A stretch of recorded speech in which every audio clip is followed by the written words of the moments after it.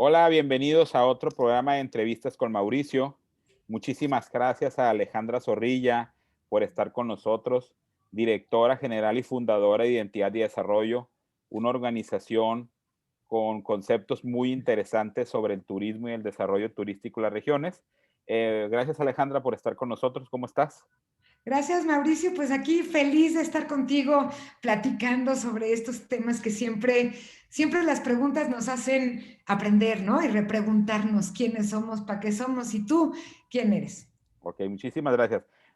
¿Qué te parece si ya empezamos con la entrevista? Me encanta, Mauricio. Tú me dices y yo aquí puestísima para ampliar tus dudas, como me gusta decir. Ok, vamos a empezar. Primero, preséntate quién eres. Pues yo soy Alejandra Zorrilla, precisamente de quien tú estabas diciendo hace rato. Soy fundadora de Identidad y Desarrollo, que es una organización padrísima, en la que participamos personas con mucha experiencia en proyectos de desarrollo comunitario, de impulso empresarial, de marketing, de educación. Y bueno, pues tenemos 15, ya casi 16 años de estar construyendo proyectos y como dándonos cuenta que realmente para que los proyectos sean sostenibles y tengan impactos positivos y significativos bueno, y duren, que es muy importante, tenemos que buscar fórmulas para co-crear, ¿no? Para buscar soluciones en conjunto. Y a eso nos dedicamos un poco, hacemos consultoría, hacemos marketing y hacemos aprendizaje significativo. Nos gusta más decirle aprendizaje que educación, porque aprendemos juntos, ¿no? Tenemos una comunidad de aprendizaje que estamos conformando con todas las personas que quieren sumarse a encontrar nuevas formas de ser y hacer, Mauricio. Ok, muchas gracias por presentarte. Te voy a hacer la siguiente pregunta y voy a poner un poquito en contexto a nuestra audiencia. Tú estudias la prepa cuando arrancan después de que arrancan estos megaproyectos turísticos como fueron Puerto Vallarta, Los Cabos, Cancún. Entonces, aquí va la pregunta. Al terminar la prepa, ¿por qué decides estudiar turismo? Es una buenísima pregunta. Yo tenía ganas de estudiar dos cosas. Primero, yo quería estudiar idiomas, porque a mí la comunicación me encanta y tú sabes que me encanta lenguajear de vía maturana, inventar palabras, inventar maneras de expresarnos y de relacionarnos. Entonces mi papá me dijo, a ver, espérame, antes de idiomas, ¿por qué no mejor estudias algo como más relacionado con las personas y los viajes? Dije, bueno, órale, turismo. Yo estudié turismo, no terminé la carrera en aquel entonces, me casé bien chavita, me casé a los 19 años, todavía no terminaba, con la idea de, ay, ya sé, voy a irme a Cancún, porque, y ahorita te cuento cómo es que llego a Cancún, ni siquiera para temas turísticos. El papá de mis hijos estudió comunicación y yo turismo, nos fuimos a Cancún a trabajar, Johnny, en un aserradero en la colonia Bonfil que está entre Cancún, ciudad y el aeropuerto. O sea, nuestra onda era para ir a ver qué onda con los árboles, los ejidatarios y cosas así. Eh, Cancún es en realidad mi escuela. Y tú dices, bien, yo termino la prepa, pues sí, cuando estábamos en secundaria, por ahí, secundaria prepa, en, hasta antes, primaria, porque fue por ahí de los 70s, que se construye pues estas ideas de los centros integralmente planeados, los famosos CIPS, entre los que estaba Cancún. Pero déjame contarte algo interesante, Mauricio. Nosotros nos decidimos ir a Cancún porque había dos lugares que iban a ser los menos poblados en el año 2000, que nos faltaban todavía muchos años. Quintana Roo y Baja California. Quintana Roo todavía era territorio, todavía ni siquiera se convertía en estado. Cuando yo llegué a vivir a Cancún, o sea, era otro Cancún y era otra idea de Cancún y se supone que Cancún hoy por hoy iba a ser un pueblito re simpático, si piensan en Los Cabos o si piensan en Valladolid, o sea, mucho más pequeño, donde íbamos a poder vivir muy tranquilamente con nuestros hijitos en la playa, hipeando un poco. Okay. Entonces, pues así llegamos a Cancún, no pensando en estos centros integralmente planeados. Ya estando en Cancún, nosotros tuvimos una tour operadora, por lo que tú quieras. Ya siempre no lo del ejido, la madera, lo que sea, de complicado trabajar con ejidatarios, por cierto, adorados pero complicados. Y luego nos invitan a trabajar en una turoperadora. Johnny, el papá de mis hijos, tiene una turoperadora bastante importante, una de las más grandes de Latinoamérica en ese entonces. Y para esto, pues yo ya tenía unos hijitos, porque prontamente yo me iba a esperar a primero acabar la carrera y luego tener hijitos, pero me embaracé a los 6 meses de casada, entonces ya al año ya tenía a mi primer bebé, a los 2 años otro bebé. Y entonces dije, bueno, pues bueno, no es que dije, la vida me llevó a ser mamá, feliz. Y luego en la turoperadora empezó a crearse en esa epoquilla, en 1980 y algo, sí, los 80 eran todavía, un proyecto que se llamó Mundo Maya, con la turoperadora que principalmente recibíamos personas en el aeropuerto, ya sabes, el aeropuerto, hotel, aeropuerto. Y era la turoperadora les vendía, bueno, no existe Xcaret para que más o menos se pongan al tiro de qué tan viejito les estoy hablando. Me tocó ir a Xcaret a abrir hoy el río subterráneo, era con cincelito. Y bueno, pues todos éramos amigos en esa época, entonces yo ahí iba con estos amigos a abrir ese, no había tour a Isla Mujeres, a Tulum, a Chichén, eran poquitos tours. Y entonces abrió la posibilidad de hacer algo con lo que se llamó el programa Mundo Maya, que fue un programa apoyado por la Comunidad Europea en un principio para utilizar o para integrar este proyecto, Mauricio, ya me estoy yendo Tú a sí, lo lejos, pero continúa, tú ahí te va. continúa. National Geographic saca una muy interesante publicación que se llamó El Mundo Maya, creo que en 76. Entonces, los 5 estados mexicanos que tienen herencia de los mayas, con los 4 países centroamericanos, ahora les digo cuáles son, ¿no? Que tienen también herencia maya, deciden empezar a trabajar juntos y los europeos dicen, pues yo les presto, yo les ayudo a conceptualizar un proyecto integral, multipaís, multiregión, multilavida. Entonces empieza a conceptualizar y por azares del destino, a mí me interesa mucho esa alternativa porque se trata de hacer tours a comunidades rurales, a las selvas, a descubrir las zonas arqueológicas nunca vistas. O sea, a mí me encanta la idea y le entro fuerte a ese tema con mis hijos chiquilines, a ir explorando con otros empresarios de la zona, pues cómo le hacemos para capitalizar y para jugar juntos en este tema de Mundo Maya. Entonces, en realidad yo por ahí es por donde entro a este asunto del Mundo Maya. Se conforma un fideicomiso porque la Comisión Europea dice, a ver, ¿quieren que les apoyemos? Necesitamos tener una organización público-privada de los 5 países y los 5 estados. Les gusta mucho estos esquemas múltiples. Entonces se construye un fideicomiso, una organización público-privada. Nosotros participamos desde el sector privado en un primer momento y luego cuando quiebra la empresa de la que te hablé de tours por otras miles de condiciones, pero dicen que la mejor manera de aprender a hacer empresas es quebrando empresas, o bueno, que algún día hay que fracasar, y entonces quiebra la empresa y a mí me invitan a trabajar en la Secretaría de Turismo de México como funcionaria para hacer algo que se llamó en ese momento, fíjate, era muy interesante, crearon un puesto que se llamó coordinadora del sector privado, era yo, del Mundo Maya, de los países, pues eran mis colegas los que estaban en ese proyecto. Entonces así es como llego yo a este tema de turismo y de Mundo Maya, Mauricio. Una vida complicada, estas cosas que pues la vida te va poniendo en ese camino y pues tú, dicen por ahí flojito y cooperando, y de pronto cuando vi, jamás me imaginé que iba a trabajar en el gobierno, era chavilla, estaba cumpliendo 30 años por ahí, me dan este papel, empiezo a crecer dentro del sector, pues se vuelve como muy loca mi vida y pues le eché todas las ganas como siempre para tratar de construir este monstruo, este proyecto increíble que pues empezó siendo el Mundo Maya con esa idea, ¿no? Hablábamos ya de temas, Mauricio, de turismo sostenible, de comunidades sostenibles, de co-creación. Eso es algo padrísimo en nuestro convenio. Ya dicen esas palabrotas y te estoy hablando del siglo pasado, ¿no? Tiene esto más de 20 y tantos años.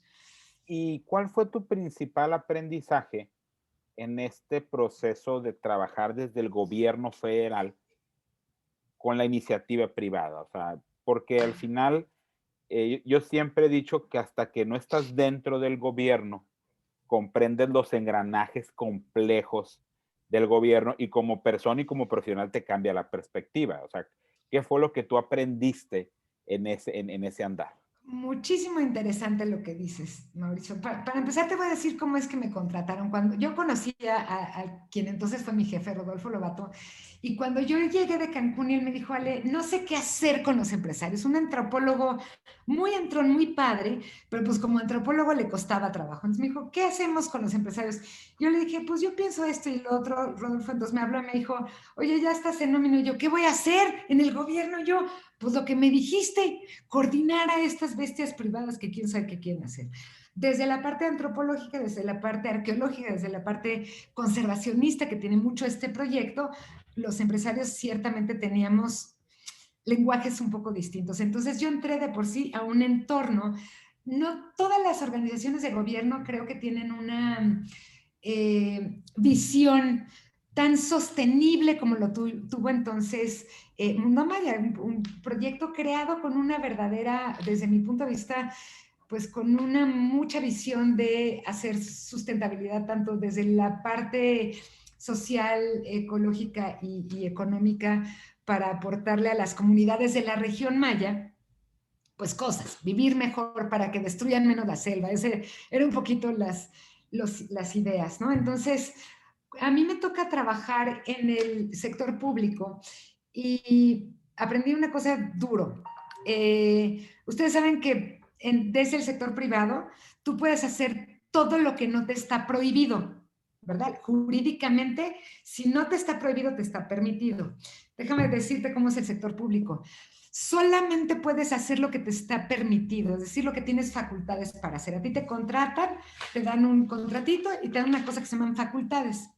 Entonces, pues no teníamos mucha lana, teníamos ahí algunos rollitos y se nos ocurrió hacer algunas loqueras como una revista donde se vendieran anuncios para poder tener recursos, para poder pintar las lanchas, para poder hacer algunas cosas y poner nuestros temas.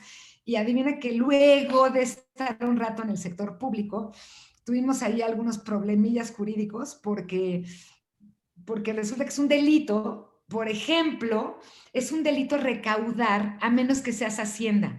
O sea, si tú eres un funcionario público y tienes un presupuesto de 2 pesos y una atribución que es, no sé, cortar hojas de papel, no puedes arreglar los escritorios de tu oficina, ni puedes decir de dónde busco dinero para arreglar los cajones donde viven mis hojas de papel. Solo puedes hacer lo que se está facultado. Eso hace muy complejo trabajar desde el sector público. Yo creo que últimamente, bueno, desde hace ya tiempo, pero cada vez más, es un deporte de alto riesgo, Mauricio, porque los funcionarios tienen las manos muy amarradas, a menos que sean muy listos, conozcan muy bien. Yo creo que ser un funcionario de carrera es una buena idea, porque hay que conocer muy bien los cajoncitos, ¿sabes?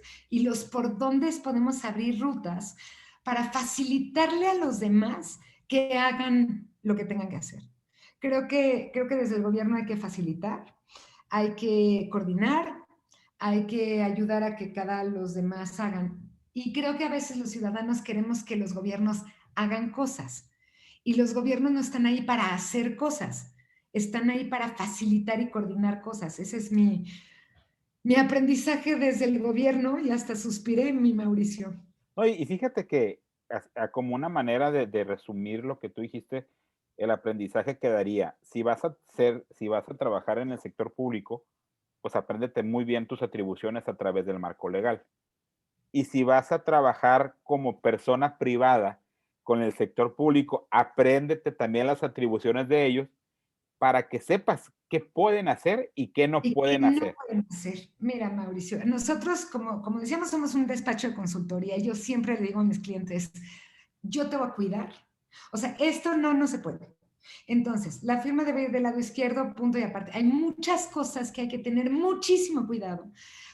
Porque te voy a decir particularmente a quién yo le sugiero tener mucho cuidado, a quien quiere hacer muchas cosas, porque la desesperación de estar ahí y yo querer cambiar el mundo y salvar el mundo me puede llevar a cometer delitos, ¿sabes? a tratar de conseguir recursos o de, por ejemplo, otro de los delitos que por ahí nos querían atribuir es, tú estás en la subsecretaría de desarrollo de producto, porque cambiaron Mundo Maya al área de desarrollo de producto. Primero estaba en la coordinación de asesores cuando Pedro Joaquín. Entonces, desde la coordinación de asesores tenía más atribuciones, ¿no? Para hacer todo lo que el secretario hacía. Lo pasan al área de desarrollo de producto y no teníamos facultades para promover. Entonces, cuando empezamos a hacer unos videos y unos folletos y unas cosas que eran como la lógica, resulta que no teníamos facultades. Entonces, tendríamos que haberlo hecho a través de, junto con la subsecretaría de promoción, porque si no es un delito, no inventes. Eso tienes tú mucha razón, o sea, hay que aprender como ciudadanos y como funcionarios qué podemos y qué no podemos y cómo podemos. Y el sector privado, que sí puede, y voy a decirlo así, cómo podemos apoyar y ayudar a nuestro gobierno. Yo estoy convencida, Mauricio, el gobierno, y justamente ahorita estoy escribiendo un tema de organigramas y estructuras organizacionales y estoy preguntando, ¿ustedes creen que el autoritarismo, todas gorros, se crea en los partidos políticos o en los gobiernos?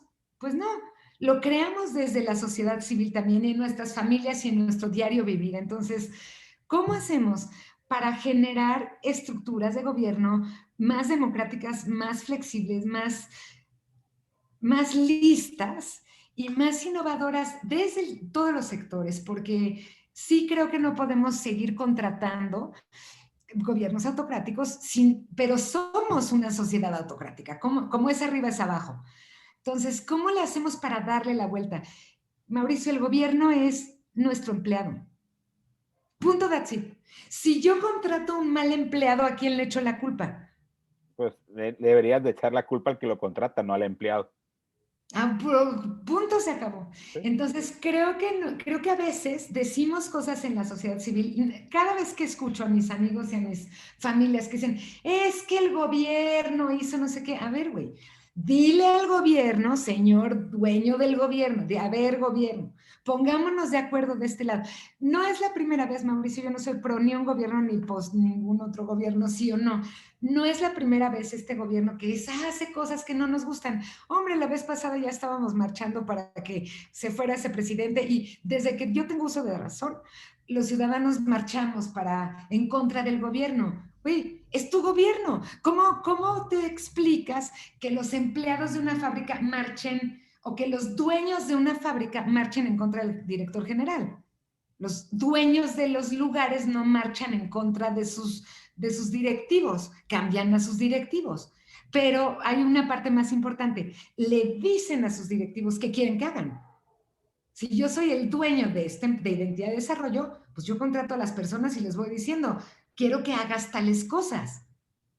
No que a quien, no sé si estás de acuerdo. No, Y ya nos desviamos, ¿eh? sí, sí, no, no, de hecho, para volverlo a centrar en la parte del turismo es como este proceso de co-creación que debe de ser de la mano del ciudadano de pie con el funcionario de gobierno, pues para decir qué queremos. Y nomás como para darle continuación, en este tienes mucha razón de esta parte de este México autocrático. Y el asunto con las estructuras autocráticas es que son las más sencillas, pero las más desgastantes, pero son las más desgastantes. Entonces, a veces preferimos continuar con ese modelo y no probar nuevos Claro. porque significa acción más rapidez. Entonces, Carísimos tener supervisores, pero súper fácil echarle la culpa al supervisor. Yo aquí, lo que tú me digas, porque yo no soy responsable de mis propias acciones. Te doy a ti Fíjate hoy, perdón que yo estoy medio politizadita ahorita, pero imagínate que yo le echo la culpa al presidente de la República, se llama como se llame, si me pongo no un cubrebocas en mi boca. O sea, hay miles de cosas, ¿no? Yo me podría estar a favor o en contra de que él se lo ponga, pero no puedo echarle la culpa a nadie de que no de me que lo yo ponga. lo use o no lo use. Pero es bien fácil. En un gobierno autocrático es así. En un papá autocrático, que si tienes sed te sirve el agua y no te ayuda a tener un vasito cerca de ti para que te lo pueda servir, pues al rato yo estoy esperando que tú me quites la sed. Sí, que sí. tú me des de comida, que tú seas responsable de lo que yo hago. De hecho, si yo cometo un delito por tu culpa, papá, ¿por qué no me educaste? Bueno, ¿a qué hora? Sí, sí, o Estamos sea, como de en locos, la ¿no? parte de la parte de ser autocrático, la persona que decide estar dentro de este modelo de gobierno, es muy cómodo no ser responsable de tus actos. Claro. Retomando un poquito lo de la entrevista, eh, en el mundo maya, pues trabajaste muy padre, estuviste en el lado público, en el lado privado, pero me llama la atención que has trabajado para muchos organismos internacionales, la Unión Europea, Banco Mundial, BID, el área japonés, el Departamento de Cooperación Claro. Internacional de Japón. ¿Cómo empiezas a trabajar con estos organismos? Está padrísimo esto que me dices. Este, igual, como todo lo que te digo de mi vida que me ha ido llevando por estos caminos. Mira, con el BID, que fue uno de los primeros contratos que tuve con una organización internacional, cuando yo salí de la Secretaría de Turismo, como yo había estado en Mundo Maya y todas estas cosas, me invitaron a hacer los planes de desarrollo turístico de la región centroamericana. Fue muy interesante y lo hice con Manuel Rodríguez en su empresa. Luego fue muy interesante también porque cuando yo estuve en la Secretaría de con la Comunidad Europea, yo ya te conté que yo trabajé desde antes de haber estado en Sectur. Entonces me fueron conociendo porque yo era una chavita bien jovencita, pero bien entrona, estaba en todas las reuniones, haciendo algunas pues gestiones desde adentro, desde fuera. Por ejemplo, desde la parte privada, nosotros condujimos el primer tour el primer viaje de familiarización que se hizo en los 5 países de Mundo Maya, donde vinieron periodistas, tour operadores y funcionarios, tanto de la Unión Europea como de entonces como se llamaban, la Schumacher y las delegaciones de turismo en el extranjero. Vinieron la encargada de Alemania y de Inglaterra con turoperadores y periodistas. Yo tenía en esa época de haber tenido 27. ¿Sabes quién fue conmigo? Mónica Domínguez, que hoy trabaja conmigo. Bueno, Moni y yo, 27 añeras, 28 añeras, nos metimos como voluntarias para ese tour. Entonces nos conocían las personas. Entonces, sabiendo que fui la primera, porque yo vine a la Ciudad de México a hablar con la gente de la Secretaría de Turismo para decirles, oigan, este próximo tianguis tenemos que llevar a los periodistas a conocer todos los países y a ver Cancún, que todavía ni sabía que iba a terminar, creo que viviendo no, sí, claro, ya vivía en Cancún, diciendo cómo Cancún es puerta de entrada a la zona maya. Entonces, esto me llevó a que cuando yo dejé de estar en Sectur, me invitaran a la Comunidad Europea y al BID. Pues porque los mundos son chiquitos, Mauricio. Y luego otro amigo que se llama Yoshiki Hirabayashi, él estaba pues como uno de los técnicos del equipo de la Agencia de Cooperación del Japón, de JICA, cuando yo estuve ya en Sectur. Yo vivía en el 6º piso de Masaryk y ellos tenían una oficina, toda la cooperación japonesa tenía una oficina en el 4º piso. Ahí va tu loca a decir, ellos traían una cooperación para Cancún y Los Cabos, creo, ya no me acuerdo que en el norte, pero para Cancún. Entonces, pues yo bajé al 4º piso y les dije, a ver, ustedes no pueden ver Cancún como como un enclave. Tenemos que ver Cancún como la puerta de entrada a una región más grande y su impacto en el desarrollo regional y mis rollos de siempre. Entonces, el jefe de Girasan me recibió, yo estaba como coordinadora del sector empresarial, esa cosa, me dijo que, a ver, enséñanos qué es tu mundo maya.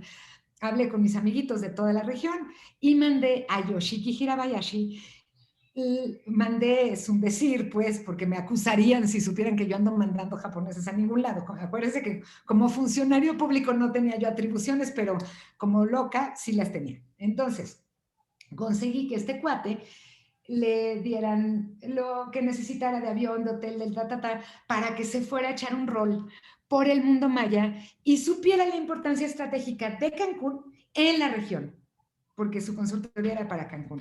Adivina qué fue lo próximo que pasó. Salgo de Sectur. A los 3 años me dice un amigo de Sectur, te está buscando Yoshiki Hirabayashi. Yo dije, ¿quién? La verdad es que no me muy acordaba, porque acordarte de los nombres japoneses es un poco difícil. Ahora ya es uno de mis mejores amigos en el mundo, entonces me lo acuerdo más. Dije, pues dale mi mail. En esa época no había WhatsApp todavía, ¿no? Entonces me dijo, Hirasan, a mí me mandaste a Guatemala, a Honduras, a Campeche, a tal. Yo fui con el equipo que hizo la ronda y encontramos que verdaderamente desde Cancún, bla. Y ahora la Agencia de Cooperación del Japón nos invitó a hacer el plan de desarrollo turístico del Petén guatemalteco. Primero hicimos un preplan de todo Guatemala, después estuvimos en el Petén guatemalteco y en las Verapaces. Y así fue como yo llegué a trabajar con los japoneses. Te voy a contar que todavía no me graduaba. Ya estaba yo 36 añera, ya habíamos quebrado, yo ya me había venido, ya me había separado del papá de mis hijos, ya tenía mis hijos, ya había trabajado en Sectur, ya estaba fundando Identidad de Desarrollo, pero todavía no me había dado tiempo de terminar mis estudios. Empecé a buscar esta graduación, ¿cómo se llama? Cuando te lo dan Por experiencia por, profesional. ajá, en CONACYT, no sé qué. Total, nunca lo logré, ahora te cuento cómo estuvo. Y luego me dice Yoshiki Hirabayashi, me dice, oye, necesitamos un cuate con experiencia en temas de sociología, de desarrollo rural. Mi hermano se acababa de hacer un doctorado en Canadá que se llama Social Sustainability o algo así. Entonces le presento a mi hermano y ¿qué creen que me dice? A ver qué. Pues tu hermano tiene mucho mejores credenciales que tú en la parte académica, entonces me está diciendo Yaika que por políticas no puede haber dos hermanos contratados, entonces ya no sabemos si te podemos contratar a ti, aunque tienes toda la experiencia en campo, porque pues yo me la había pasado desde toda la vida, yo, o sea, conocía mucha gente de verdad metida en las comunidades y tal, pero mi hermano, entonces dije, no inventes. Bueno, para no hacerles el cuento largo, que Hirasan también supo cómo entrarle a las vericuetos de la cosa, me contrató a mí una empresa japonesa que se llama PCI Consultants y a mi hermano contrató JICA. Y luego, entonces, de esa manera pudimos, no era nepotismo, se los juro que no era nepotismo, espero que no tengas ningún problema, Hirasan, pero eso ya fue hace 30 años. Y la verdad es que mi hermano y yo trabajamos bien padre en un proyecto espectacular en la región del Petén guatemalteco y de tal, él con toda la parte académica y pues yo con toda la parte práctica y así siguió mi vida y así es, y fue siguiendo así, Mauricio. ¿Quién sabe quién se enteró? Me contrataba, me hablaba, yo no tenía el papel, no importa, empieza a entrarle hasta que finalmente decidí que nunca me iban a dar mi papel de parte de CONACYT, así que me metí a estudiar pedagogía y me gradué hace 4 años como pedagoga y ahora voy a maestriarme y todo lo más que quiera en la vida, pues porque ya me toca. Pero pues sí, quiero decirte que cuando yo entré a Sectur todavía no pedían el asunto de que tuvieras Licenciatura. una licenciatura. Además, de hecho, yo cuando entré como esto de coordinadora de Mundo Maya era, o sea, el chalán del chalán. O sea, me pusieron ¿cómo se llama? Escritorito en un pasillo. De, a ver, ayúdanos a hacer esta cosa. Y pues ahí fui creciendo como Dios me dio a entender, Mauricio. Ok. Entonces, ¿de qué para las decisiones? Y esta parte tiene que mucho ver con el conectar personas, o sea, con el que en algún momento siempre querer ayudar, siempre estar presente con las personas, siempre ser agradable, siempre solucionar problemas, porque nunca sabes de dónde va a llegar la bendición, dónde va a llegar la chamba, dónde va a llegar la oportunidad. Fíjate que a veces no lo pienso, pero ahorita que te conté esta historia, dices, de veras que nunca sabes para quién trabajas, pero siempre trabajas para ti, porque al final todo regresa a ti, ¿no? Y te quiero hacer la siguiente pregunta. ¿Cómo has vivido los cambios en la industria turística en los últimos 30 años? Porque pasamos del agente turístico que era el protagonista, era la puerta de entrada al destino, a tener páginas de internet de autoservicio, hoteles, después pasamos a las guías, o sea, cambió radicalmente todo el ecosistema y también cambió la frecuencia y cantidad de personas que se mueven alrededor del mundo. En este sentido, a veces se llega a usar que la industria turística es de las más contaminantes, sobre todo por todas las externalidades que se manejan. O sea, ¿cómo has vivido estos últimos 30 años de cambios acelerados en el turismo? Para empezar por el final de lo que hablas de que la industria turística puede ser tan depredadora, déjame contarte que acabo de encontrarme hay un par de estudios que dicen, por ejemplo, que los turistas, cuando somos turistas, gastamos 30% más de agua cuando nos bañamos. ¿Por qué? ¿Qué? Porque como no estoy en mi casa, me porto más mal. Creo que, como he vivido estos últimos años, a mí siempre me ha parecido que el turismo es una gran herramienta para, yo le digo, hacernos otridad. En, la identidad solo tiene sentido frente al otro, ¿no? Yo no puedo tener identidad si no tengo un otro con quien me compare. Y en los turistas, que pueden ser, yo digo, el amigo común o el enemigo común de la comunidad receptora, cuando viene el enemigo común o el amigo común, se crea nosotridad. De este lado nos reconocemos los nosotros frente a ustedes. Desde mi punto de vista, ¿cómo ha sido esta evolución? Y creo que fue después de la Segunda Guerra Mundial que empezamos a hacer turismo para pagarle a los locales, ¿no? Los que tienen más le pagan esto. Siempre ha funcionado así el mundo. Tampoco es el turismo el mayor depredador, es la loca economía como la usamos. Pero era el momento donde, Mauricio, el cliente siempre tiene la razón, no solamente en el turismo. Acuérdate que fue mucho después, en los 80s, que empezamos a decir, perdón por decirlo así, las vacas contentas dan más leche, porque los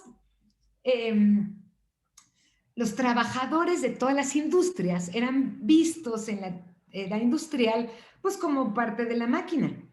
Y las comunidades receptoras eran lo mismo, parte de la máquina, del engranaje, un simple engrane. Poco a poco, en estos años, hemos venido a reconocer en todos los ámbitos, creo que de la humanidad, el hecho de que las personas felices somos más productivas, además de más felices, y hemos empezado a encontrar nuevas maneras de hacer las cosas.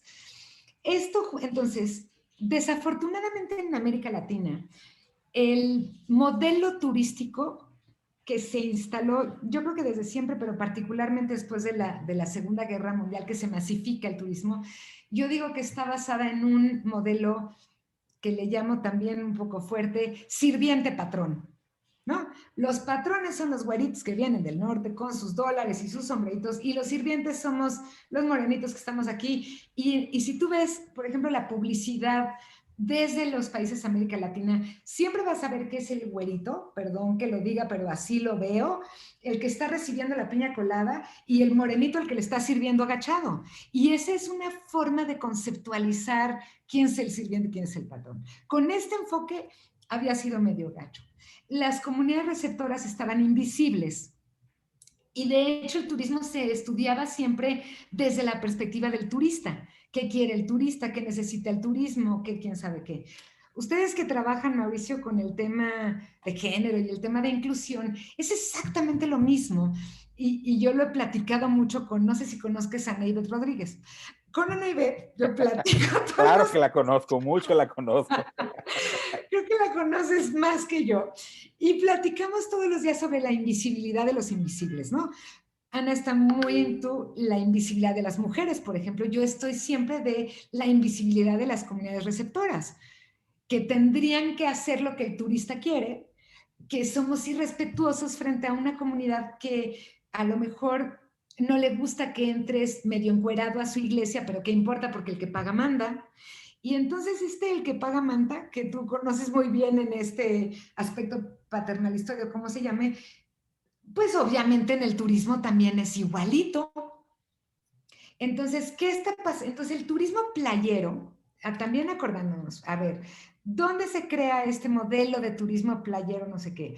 Un turismo de posguerra, donde las extenuaciones de las clases trabajadoras quieren el ocio cuando viajan y quieren romper la rutina porque están muy ocupados trabajando más horas, ¿no? Luego poco a poco los sindicatos, las cosas, trabajamos menos horas, estamos más tranquilos, viene el tema del cáncer de piel, entonces todo lo que antes era el hedonismo del bronceado de la playa, pero a mí ya no, viene la capa de ozono, nos da conciencia ecológica, conciencia social, conciencia a todo, empieza a cambiar radicalmente la forma como hacemos turistas, ¿no? Pero como resultado, Mauricio, de la forma como hacemos mundo. El turismo, los turistas no somos marcianos, somos personas. los receptores del turismo tampoco son marcianos, somos personas. Y el turismo es un reflejo, un espejo de cómo sucede y funciona la sociedad. ¿Qué es lo que yo veo ahorita? Viajeros mucho más independientes, como en todas las industrias, Mauricio. ¿Cómo se llaman los que compran para vender? Los Comisionistas. duraparadores. ¿Los qué? Los que compran para vender. Sí, los mayoristas o A los mayoristas. intermediarios, ¿no? Toda la cadena de intermediación, que es lo que tú hace un ratito me preguntabas. ¿Qué pasa que antes solo eran turoperados, no? Te quiero decir que en la vida real esa es una idea, porque los turistas independientes siempre hemos existido. Cada vez crecemos más, porque en la medida que crece la carrera del viaje, le llaman algunos sociólogos turísticos, la primera vez que tú viajas a un país que no conoce el idioma, te vas a través de un intermediario, ¿no? Que te diga dónde te quedas, cómo te hospedas, dónde te... La segunda vez, pues que la quinta vez que vas, que te sientes más seguro viajando, pues viajas más independiente. Y en estos últimos años, mucho más personas hemos sido más viajeras. Entonces, antes, mi abuelita viajó 4 veces en su vida porque para irse a ver a sus propios abuelos a Alemania, donde estaban unos de mis abuelos, duró 4 meses su viaje en barco. Ahorita, o sea, si tienes experiencia en Alemania, vas 17 veces y vas y vienes, pues claro que vas más independiente, ¿no? Es como muy natural. Y creo que también la conciencia social y la conciencia ambiental nos ha hecho empezar a viajar distinto. Veo el turismo como un simple reflejo de la sociedad. Veo cuando llegan los maleducados turistas, ahí tengo ganas de decir madrear a las comunidades, Tú y como quieras. porque las comunidades piden, no, patroncito, lo que usted diga, pégame si quiere, o sea, toda proporción guardada, y esto, me va a regañar Ana por estar hablando de esto, pero de verdad a veces pedimos que nos maltraten y los otros maltratan porque le piden. Entonces era más maltratador. Yo hoy veo comunidades mucho más maduras, mucho más capaces de... Y a eso me dedico, Mauricio, a través de nuestro sistema de manejo de visitantes, a decirle a las comunidades, ¿tú qué quieres? ¿Cómo quieres que entre un turista a tu iglesia? Porque el dueño de la iglesia eres tú. ¿Quieres que entren con sombrero, con gorro, con tal, o con vestido, o con shorts? Pero tú lo decides, no lo decide el otro. En la medida en que veo que la comunidad es más exigente, los turistas se portan mejor y además gastan más y además se van más contentos. Conozco comunidades que cuando llegan los turistas, como usted quiera, patrón, les dan cerveza, los bañan de quién sabe qué. Allá en el norte hay un puerto que pasa así. Y luego decimos, se portaron re mal. Pues ¿cómo? Si desde que llegan les estás diciendo haz lo que quieras. No, y si es lo que vendes, pues es lo que alguien va a comprar. O sea, al final, Claro, claro. o sea, cuando vas a Las Vegas vas a comprar el juego, no vas a... Es lo que te venden ellos, el juego, el show, el espectáculo, toda esa parte. What happens in Vegas stays in Vegas, ¿no? Y entonces entonces yo les digo a la gente en la comunidad, tú eres capaz de transformar al otro cuando se acerca a ti, y creo que todos los humanos tenemos esa capacidad, ¿no? Si yo voy a tu casa, porque yo ya sé que me voy a ir a comer unas coyotas, ¿no? Pero ya sé cómo voy a aportar, ya sé que los chavitos tienen una necesidad, ya sé que Ana, como... Yo voy dispuesta a aportarme de esa manera. A veces, si me invita el reventado de mi amigo, bueno, yo puedo ir dispuesta a otra manera, pero es el hogar que me acoge el que me dice cómo me porto, No, cuando tú eres responsable de tu casa. y es utilizar la ciencia social a favor de la comunidad, porque al igual tú generas la ruta que quieres que tenga la persona y el que esté dispuesto a convivir con nosotros que venga, el que no esté dispuesto, pues nadie le pone una pistola para que no venga a nuestro destino. Claro que no, ni a nosotros tampoco, pero como estamos mal acostumbrados, mira, es algo muy natural y hablando de sociología, creo que los humanos como seres sociales nos encanta recibir visitas y siempre les digo eso, ¿no?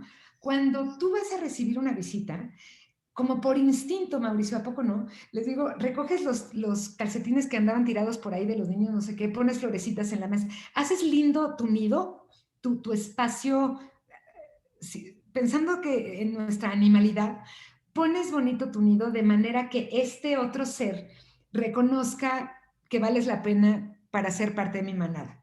porque si no me gusta, porque si eres susito, porque quién sabe qué, porque me rechace la manada. Y todos sabemos que si nos rechaza la manada, nos morimos, porque somos sociales.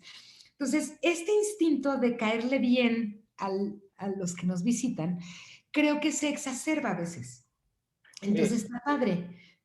perdón, Sí. perdón, te interrumpí. No, no, no. No, Entonces, es una pregunta que ya has contestado gran parte, pero ¿en qué proyecto, en qué momento tuviste este switch de la importancia de la identidad, de la importancia de yo como comunidad para crear esta notrosidad, o sea, este concepto de notrosidad que tú le llamas? O sea, ¿cuál fue, en qué momento fue ese switch? pues fíjate que me encantaría poderlo reconocer más precisamente. Cuando yo te contaba que yo me fui a Cancún, la verdad es que yo tengo una formación y también Johnny, bastante socialmente responsable, porque sí. Entonces, cuando vi crecer a Cancún en esta exacerbada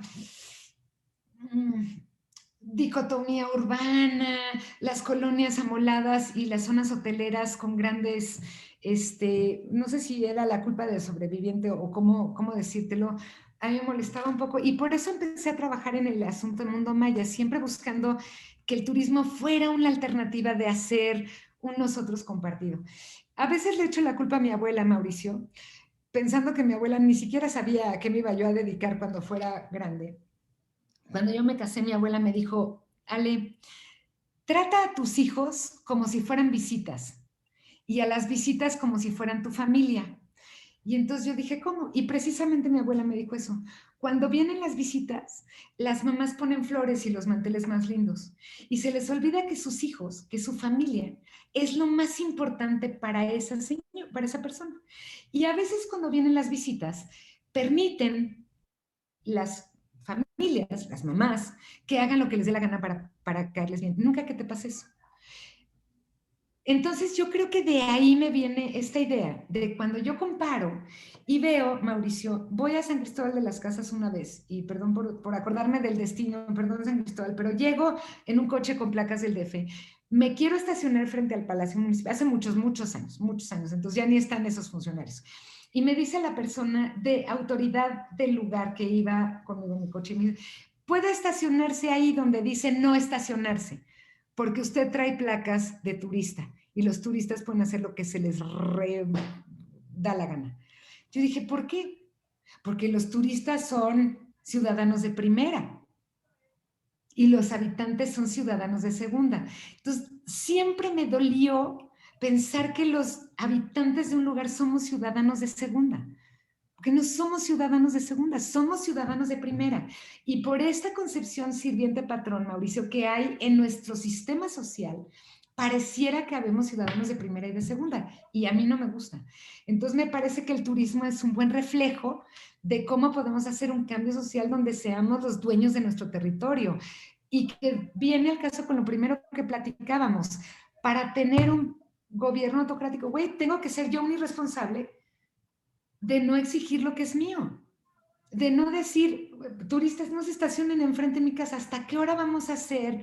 Porque somos hipócritas, ¿no? Permitimos que otros tomen las decisiones por nosotros y luego les echamos la culpa, como Sor Juana. Sí, ¿Y no, cómo era? El que pone el coco y luego le tiene miedo. y fíjate que acabas de decir un problema que es muy común también a nivel mundial. O sea, estaba leyendo de algunos destinos de Europa que se han visto aumentados, bueno, esto es antes del COVID, ojo, sus visitas han aumentado considerablemente y han trastornado la vida local. Entonces es como... A ver, Mauricio, si tú tienes dos opciones. Cuando tú te casas, tienes dos opciones. Hacer la boda para ti o hacer la boda para los visitas.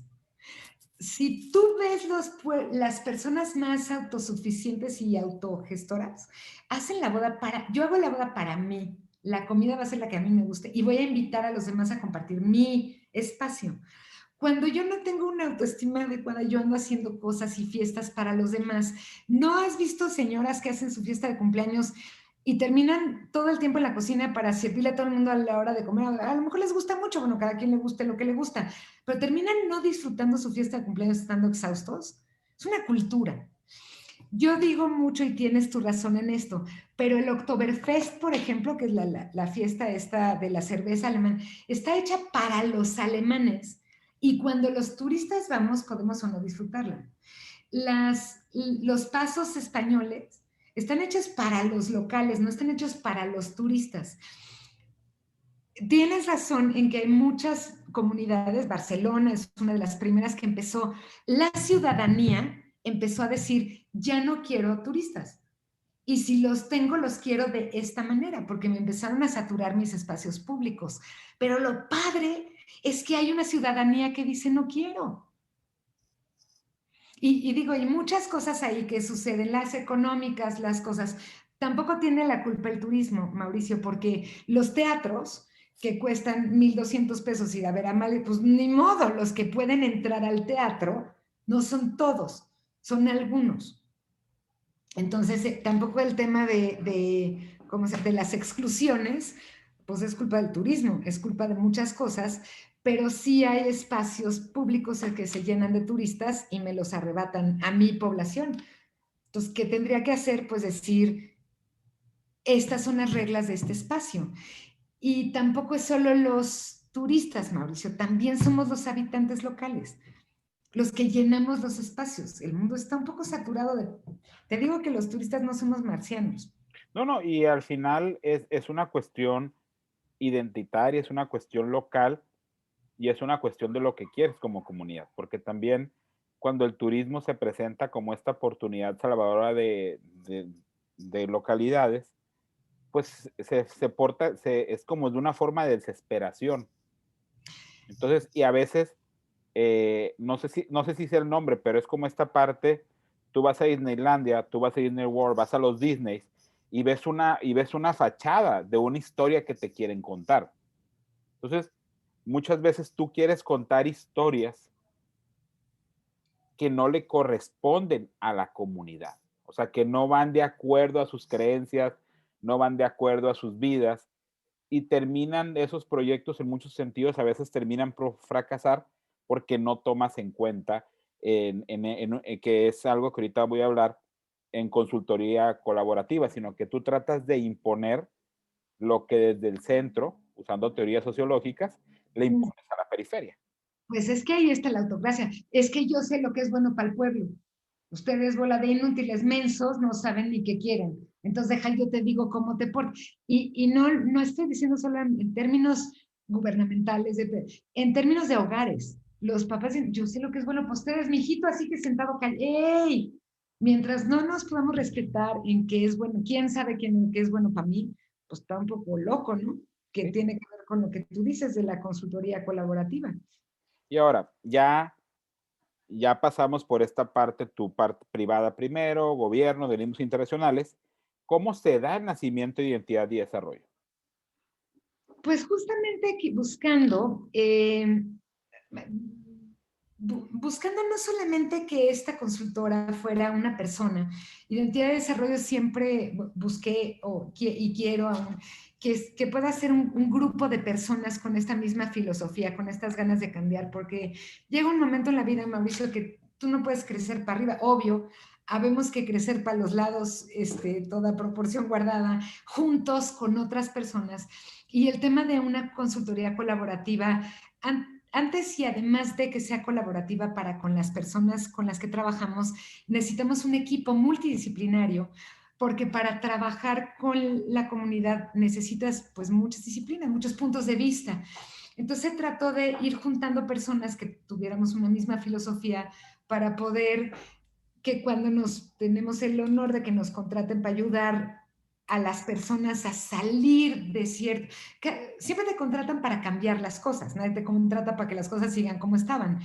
Y entonces nos contratan para cambiar un mundo en el que necesitamos pues trabajarle duro, innovando, cambiando, platicando, conversando, haciendo peripecias para poder transformar esto de manera colaborativa. Entonces, creo que cuando hablamos de consultoría colaborativa, hablamos de dos cosas. Colaboración hacia adentro, porque fíjate con cuántos hay que chambear, ¿no?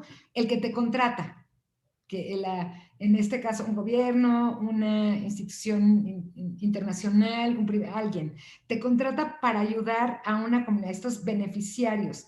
¿Quién es tu cliente? ¿El Banco Interamericano o la comunidad a la que vas a asistir? Pues los dos son tu cliente, tu consumidor, el otro.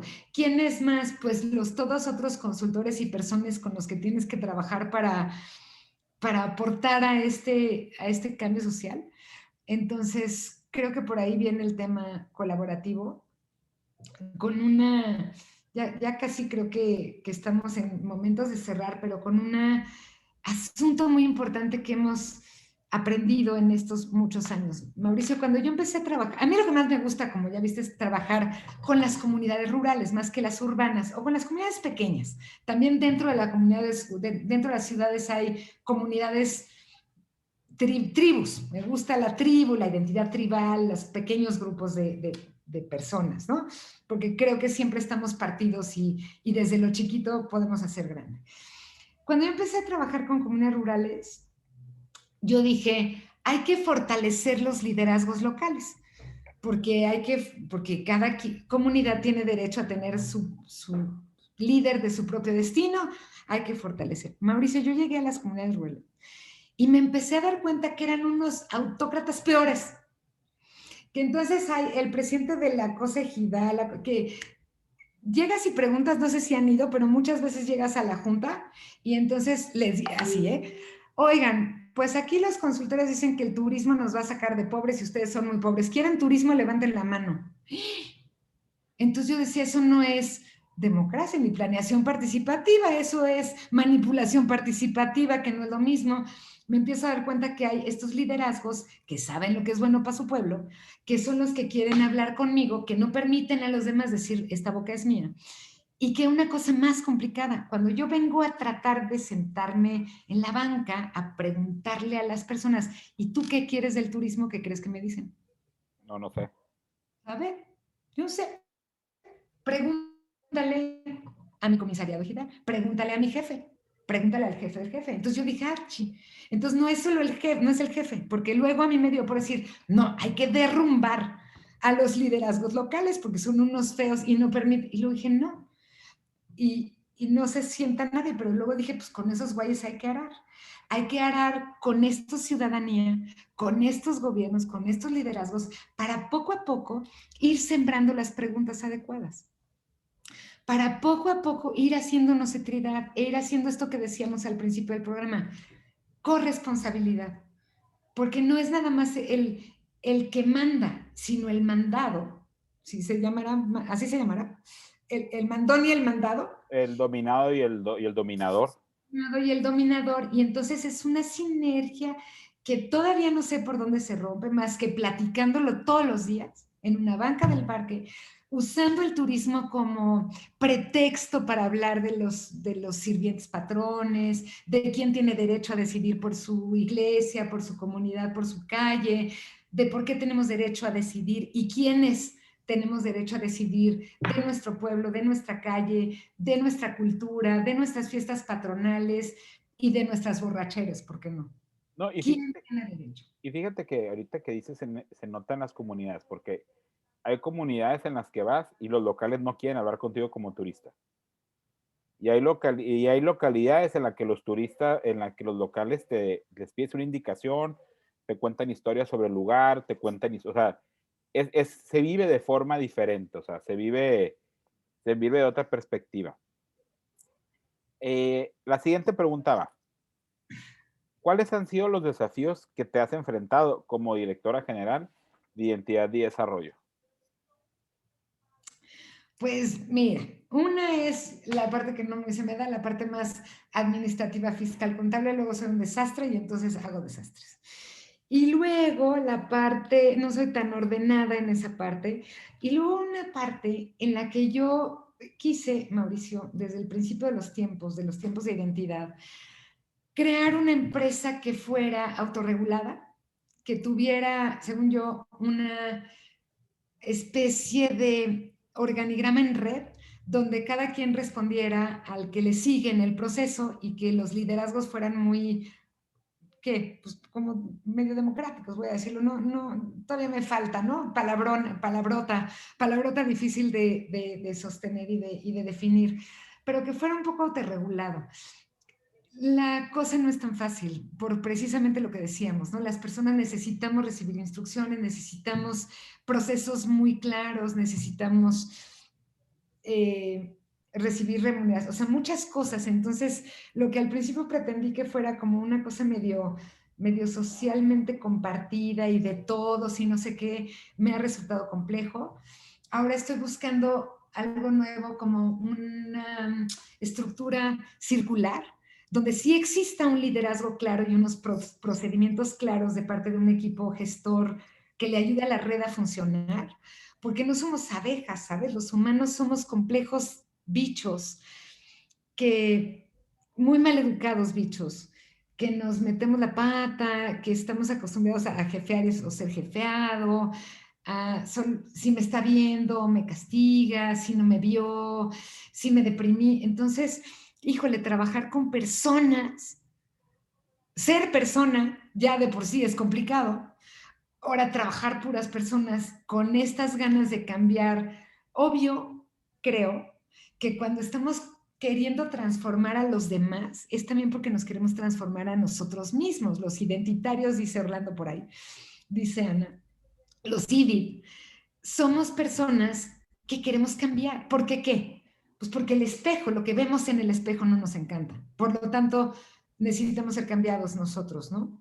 Y ese es el principal reto, que nosotros, los 30 y tantos que somos en identidad de desarrollo, 30 y tantos asociados con necesidades distintas, capacidades distintas, compromisos diferentes, podamos trabajar juntos para hacer economías de escala, para hacer sinergia y poder hacer mejores cosas, porque el mundo está lleno de llaneros solitarios.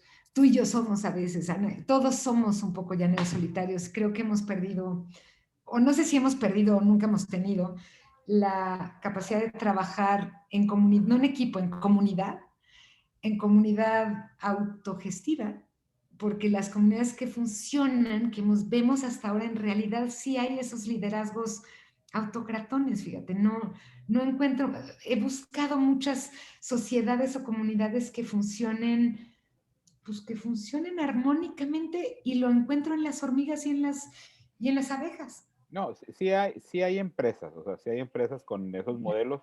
No es fácil, o sea, no es fácil porque al final el condicionamiento general, sobre todo en una época de la posguerra, ha sido el autoritario. O sea, la economía y el management administrativo te retoma muchos de sus principios de los militares. Entonces, al final esta cadena de mando, pero sí se puede. Y busca organizaciones basadas en libertad. Estoy segura de que se puede. También sé que es difícil. También sé que muchos de nuestros colaboradores queremos hacerlo. Vamos a poder en un terreno mucho más evolutivo. No es una cosa de un día para el otro. Traemos un gen insertado, o sea, pero ¿a poco no hoy los neuroaprendices nos están diciendo que podemos cambiar nuestro gen? Hay alguien que dice, cuando un problema es cultural, la cultura se puede cambiar. Exacto. Entonces, no todo está dicho. Hago una pregunta muy importante que siempre le hago a las personas, a las mujeres que entrevisto. Los negocios son un campo muy masculino. Y tú al final trabajas en el turismo y los negocios, pues. ¿Cómo ha sido tu desarrollo como mujer dentro de este campo? Pues te quiero contar que también, como la vida ha sido siempre buena conmigo, me parece, en cosas y me han puesto mis retos en la vida, pero no he tenido un gran problema desde mi propia perspectiva y desde mi propio espejo. Nunca he sentido que mi ser mujer me haya impedido nada, en realidad. Como yo te conté hace un rato, ni siquiera tenía licenciatura por años, me iban buscando, llamando de aquí, de allá. tuve este asunto con mi hermano, pero más era un tema académico que un tema de género. Claro, te podría decir, pero es que me casé muy joven y luego tuve hijos muy joven, pero tampoco mi entonces esposo, el papá de mis hijos, había terminado la carrera y tampoco la terminó hasta dentro de miles de años, entonces tampoco fue un tema que nos diferenciara en términos de género. Y en mi muy personal ámbito de competencia he trabajado con muchas mujeres en muchos espacios, muy padre. Cuando he trabajado en algunos ámbitos más masculinoides con los pescadores, que a mí me ha gustado mucho, siempre he buscado que, por ejemplo, en nuestros seminarios, a mí no me gusta mucho, Mauricio, hacer seminarios en salón de clases, me gusta mucho más hacer en el bosque, en afuera, en la calle, en el patio cuando puedo, suelo intentarlo. Y me ha gustado mucho invitar a las esposas y los esposos y los chavos a los diferentes ámbitos y fíjate que me ha funcionado bien. Sí, sí es cierto que si hago una clase de cocina, había más interés de señoras. Por ejemplo, te lo cuento ahorita que me lo preguntaste, estaba pensando en el Golfo de Fonseca, la mayoría de hombres pescadores y de mujeres cocineras. Al final del proceso empezamos a hacer todo lo mismo porque tenía, creo que el mismo número de uno del otro, pero ha sido como un proceso en el que a mí no me, pues como no me convencen que deba ser distinto, pues no convoco distinto. Ok. En nuestro campus virtual tampoco tenemos más, tampoco te podría decir si las mujeres o los hombres, ni si son más, ni si son menos, ni si son más listos, ni más listos, ni más nada, porque no es un lugar donde yo tenga mi ojo, fíjate. Ok. Y nos faltan dos preguntas. Durante este proceso que ha sido tu vida profesional, ¿cómo conectas el emprender y la felicidad? Uy, me parece que para mí el trabajo es una bendición. Creo que si supiéramos todos que trabajar, emprender, lograr, lo viéramos como una bendición y no como una obligación, otro gallo nos cantara. Creo que casi todo es percepción. Igual el tema que decíamos ahorita del tema de género, y déjate digo que yo tengo 3 hijos varones. Entonces, cuando alguien me dice, hay que educar a las niñas porque ellas son el futuro del mundo, yo los asesino porque digo, ajá, y mis niños que no son el futuro del mundo, disculpen, aquí igualdad para mí. Pero en términos del empresariado también me parece que hay de dos. Los que piensan que trabajar es una obligación para salir de pobre o algo así, los que piensan que trabajar es un derecho y un deleite. Y yo he encontrado que entre quien piensa que es un deleite, hay más éxito. Quien piensa que está vinculado con la felicidad, si se puede decir, con la felicidad, yo la creo más bien como un instante de buena hondez, que como una euforia de locura, de felicidad la euforia. La veo como el diario, como esta padre parte del diario. No me puedo imaginar estar bien y feliz sin trabajar, sin emprender, sin compartir logros. No me puedo imaginar. Me moriría, yo creo. Y ya por último, me gustaría que compartieras dos consejos. O sea, el mismo consejo, pero para dos públicos diferentes. Eh, el consejo es relacionado con desarrollo profesional y empresarial. Es uno para estudiantes y recién egresados y el otro es para personas que se encuentran en sus 50 y quieren empezar a hacer cosas diferentes. A ver, para los dos y cada uno, cuando me dijiste los estudiantes, pero creo que aplica a ambos, es lo que les quería decir a los estudiantes es no tengan miedo de emprender. Pueden quebrar varias veces. Yo he quebrado muchas veces, he tenido muchos fracasos. ¿Saben que Google, y hay una chocolatería que se me olvida cómo se llama, tienen una cosa que se llama el panteón de los fracasos y de los errores? Y llegan sus fracasos. Hay que enterrarlos, hay que ponerle su epitafio, hay que olvidar que existe, o sea, hay que aprender de ellos, pero no hay que estarlos rumiando, porque creo que somos a veces sociedades muy miedosas del fracaso y del logro y de todo. No tengan miedo, chavos. No pasa nada. Lo único que sí he visto que pasa es cuando no lo emprendemos. Entonces, sí creo que pueden hacer lo que quieran, inténtenlo todo, créanle a su panza. entren al campus de identidad y desarrollo, van a ver qué padres clases hay y qué padre nuestro modelo de alineación circular es, primero, qué quiero hacer, con qué me identifico y luego qué quieren los demás y cómo lo adapto, ¿no? Hay un mercadólogo, Mauricio, que se llama Mook, que dice que él es mercadólogo de arte y que dice que el mercadólogo no le dice al artista cómo crear su obra, sino cómo venderla, cómo convencer a los demás que les guste. Yo les diría a los chavos que nadie les diga cómo crear su obra, que vamos a ayudarles, que un mercadólogo diga cómo vender lo que realmente eres, cómo reconocer lo que realmente eres y no cómo deba de ser tu vida o tu emprendimiento. Y creo que a los cincuentones como yo, les diría lo mismo, no nos quedan tantos años, así que si lo que nos vamos a llevar, ahora sí que llena de vida tus años y no tengamos miedo de volver a emprender, porque es un gran momento, Mauricio. Cuando mi hijo más chico se fue a mi casa, que yo decidí, ¿y ahora qué hago? Porque yo siempre iba a ser mamá hasta que fuera viejita y me fuera a una casa de retiro a jugar billar con unos amigos. Todavía no encuentro la casa de viejitos con billar, pero esa era mi idea mía de futuro. Y de pronto tenía justamente 50 años. Y dije, no, pues tengo que reinventar mi idea de mí de futuro. Y entonces me metí a estudiar pedagogía. Yo me gradué de pedagoga a los 54 años. Soy la más feliz pedagoga. Tengo todas las cosas por hacer y creo que reinventarnos a esta edad, cuando ya los hijos crecieron, o no, si no tuviste hijos, cuando ya terminaste a veces de hacer cosas, creo que es una gran edad para reinventarse, para no tener miedo. Pues muchísimas gracias, Alejandra. Muchas gracias por tus respuestas, muchas gracias por tu tiempo.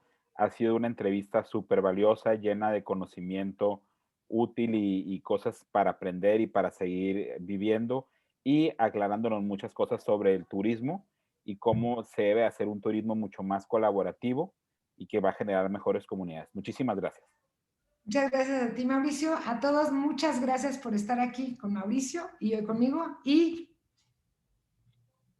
salgan, viajen, cuídense. Gracias, nos vemos.